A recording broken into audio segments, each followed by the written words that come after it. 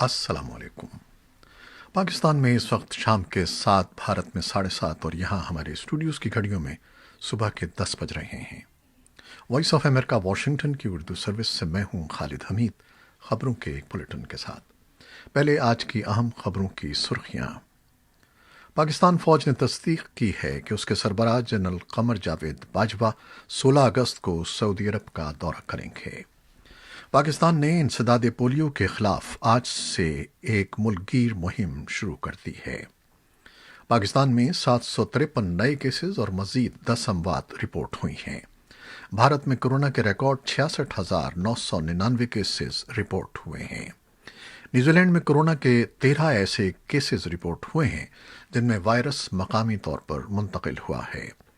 America में गुज़श्ता 24 घंटों के दौरान 55,000 से ज़ायद केसेस सामने आए हैं। कोरोना वायरस से मुतासरा मुल्कों की फहरिस्त में दूसरे नंबर पर मौजूद ब्राज़ील में भी बुध को 55,000 से ज़ायद केसेस रिपोर्ट हुए हैं। खबरें अब तफसील के साथ। पाकिस्तान फ़ौज ने तस्दीक की है कि उसके सरबराह जनरल कमर जावेद बाजवा 16 अगस्त को सऊदी अरब का दौरा करेंगे। बाज़ तज्ज़ियाकार जनरल बाजवा के दौरे को कश्मीर के मामले पर इस्लामी ममालिक की तंजीम यानी OIC के किरदार से मुताल्लिक़ पाकिस्तान के वज़ीर ख़ारजा शाह महमूद कुरैशी के बयान की वजह से बज़ाहिर पैदा होने वाले सिफारती तनाव को कम करने की एक कोशिश करार दे रहे हैं। ताहम पाकिस्तान फ़ौज के शोबे ताल्लुकात आम्मा के सरबराह मेजर जनरल बाबर इफ्तिखार ने वॉइस ऑफ अमेरिका को बताया है कि जनरल बाजवा का सऊदी अरब का दौरा पहले से तयशुदा है। उनके बकौल इस दौरे का महवर इस्लामाबाद और रियाज के दरमियान दोतरफा दिफाई ताउन और बाहमी दिफाई उमूर पर होगा। पाकिस्तान के वज़ीर-ए-आज़म इमरान खान ने जुमेरात को पेशावर बस रैपिड ट्रांजिट BRT मंसूबे का इफ्तिताह कर दिया है। इस मंसूबे में 29 किलोमीटर पर मुख्तलिफ मकामात पर 30 स्टेशन बनाए गए हैं, जिस पर रोज़ाना 220 बसें मुसाफिरों को एक मकाम से दूसरे मकाम तक पहुँचाएंगी, जबकि मुख्तलिफ मकामात पर पार्किंग की सहूलत भी फराहम की जा रही है। खैबर पख्तूनख्वा के वज़ीर आला महमूद खान के मुशीर बराए इत्तलात कामरान बंगश ने वॉइस ऑफ अमेरिका को बताया है कि BRT मंसूबा जदीद दौर के तमाम तकाज़ों और ज़रूरियात पर पूरा उतरने वाला मंसूबा है, जिससे रोज़ाना 3,60,000 लोग इस्तिफ़ादा करेंगे। कामरान बंगश के मुताबिक BRT मंसूबा मुकम्मल हो चुका है। उनका कहना था कि यह मंसूबा न सिर्फ पाकिस्तान बल्कि जनूबी एशिया में ट्रांसपोर्ट का एक मेयारी मंसूबा होगा। पाकिस्तान में पार्लिमान ने तमाम सरकारी और गैर सरकारी दस्तावेज़ात में पैगम्बर इस्लाम के नाम के साथ खातिमुन नबीयीन लिखने और पढ़े जाने की करारदाद और अक़लियतों से मुताल्लिक़ बानी पाकिस्तान मोहम्मद अली जिन्नाह की 11 अगस्त की तकरीर को निसाब का हिस्सा बनाने की करारदाद मुत्तफ़िक़ा तौर पर मंजूर कर ली है। अक़लियती रहनुमा कहते हैं कि करारदाद की मंजूरी से नई नस्ल को क़याम पाकिस्तान में अक़लियतों की जद्दोजहद के बारे में मालूम हो सकेगा, जबकि माहिरीन ने करारदादों की मंजूरी को असल मकसद से तवज्जो हटाना करार दे दिया है और कहा है कि दोनों करारदादों को निसाब का हिस्सा बनाने के लिए तवील अमल से गुजरना पड़ेगा। पाकिस्तान ने इंसदाद पोलियो के खिलाफ आज से एक मुल्कगीर मुहिम शुरू की है, जिसका मकसद 34 मिलियन बच्चों को पोलियो के कतरे पिलाना है। फिलवक्त मुल्क भर में पोलियो के 64 केसेस रिकॉर्ड किए गए हैं, जबकि पिछले साल 147 केसेस रजिस्टर किए गए थे।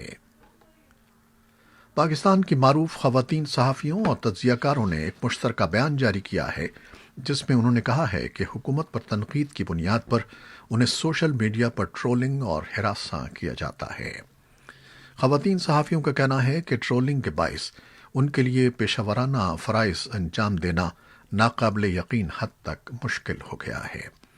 वज़ीर-ए-आज़म के डिजिटल मीडिया के फोकल पर्सन अरसलान खालिद ने तरदीद की है कि तहरीक इंसाफ की जानिब से सहाफ़ियों के खिलाफ सोशल मीडिया पर किसी किस्म की मुहिम चलाई जा रही है।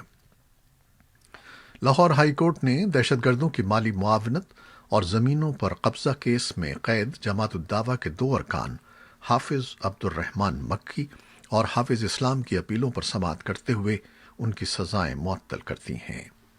एडवोकेट जनरल पंजाब कहते हैं कि पाकिस्तान में अदालतें قانون کے مطابق فیصلے کرتی ہیں۔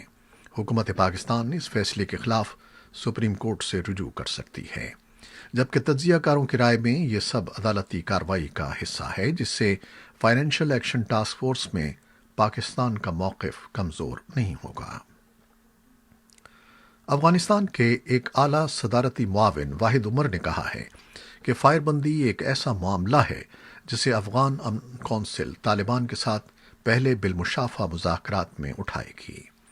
انہوں نے کہا کہ دوحہ میں ہونے والی بات چیت میں امن کونسل فائر بندی اور اس پر عمل درآمد کے لائحہ عمل جیسے امور پر توجہ دے گی۔ ایک افغان تجزیہ کار ولی اللہ شاہین کو یقین ہے کہ طالبان افغانستان کے سیاسی نظام اور فائر بندی کے معاملے پر دوحہ میں ہونے والی پہلی ملاقات میں تبادلہ خیال کریں گے۔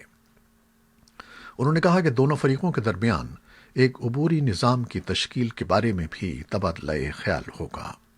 افغان تجزیہ کار کا کہنا ہے کہ 400 قیدیوں کی رہائی کے بعد بین الافغان مذاکرات میں تاخیر کی کوئی اور بڑی وجہ نہیں ہے۔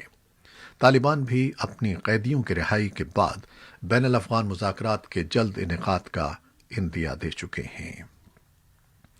امریکی وزیر خارجہ مائک پومپیو آج جمعرات کے روز سلووینیا کے رہنماؤں سے ملاقات کر رہے ہیں۔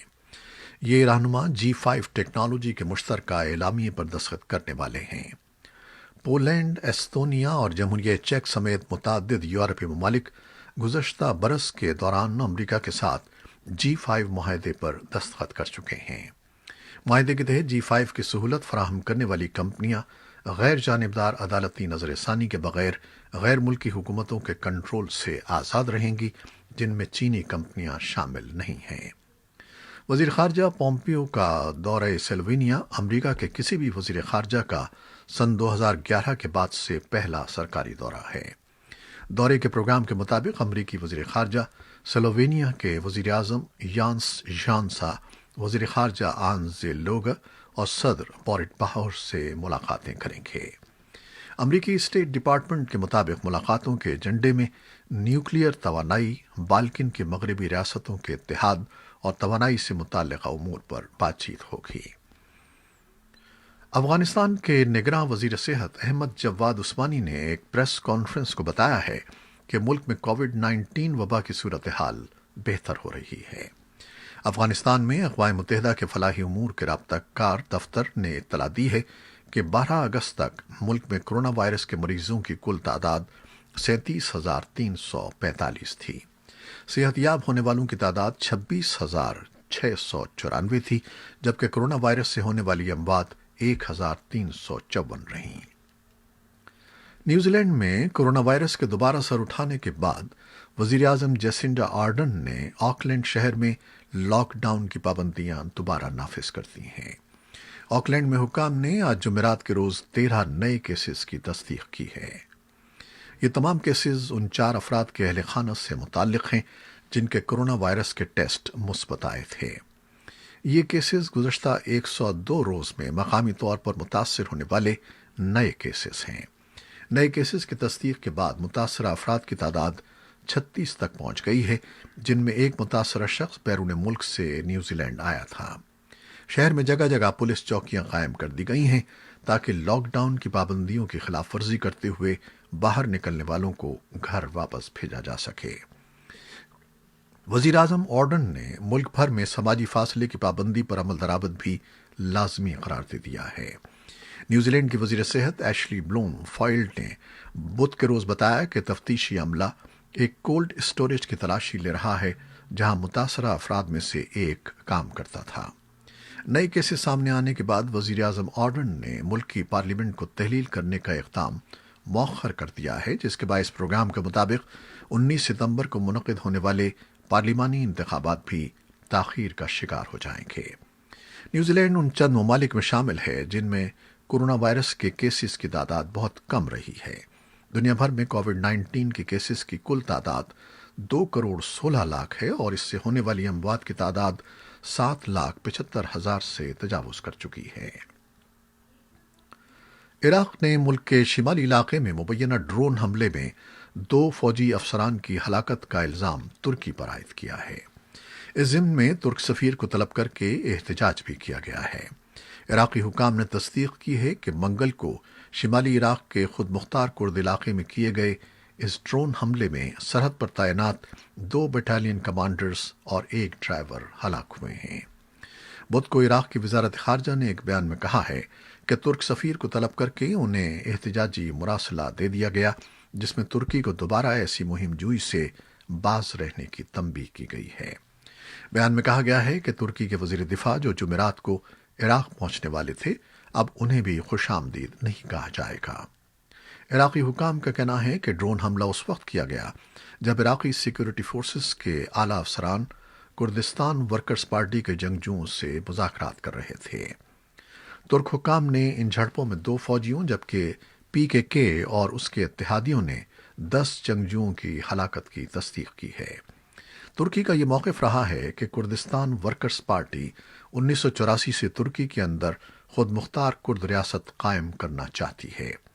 امریکہ اور یورپی ممالک اسے دہشت گرد تنظیم قرار دے کر بلیک لسٹ بھی کر چکے ہیں۔ ترک حکام یہ الزام عائد کرتے رہے ہیں کہ کرد جنگجو شمالی عراق سے ترکی میں حملے کرتے ہیں، جسے بنیاد بنا کر ترکی نے شمالی عراق کے سرحدی علاقے میں اپنی فوج تعینات کی تھی۔ یہ تھیں وہ خبریں جو فیس بک لائیو پر ہم نے آپ کے لیے پیش کی۔ ویب سائٹ اور یوٹیوب پر ہمارا یہ بلیٹن پوسٹ کر دیا جاتا ہے، جسے آپ بعد میں بھی دیکھ سکتے ہیں۔ خالد حمید کو اب اجازت دیجیے گا۔ اللہ حافظ۔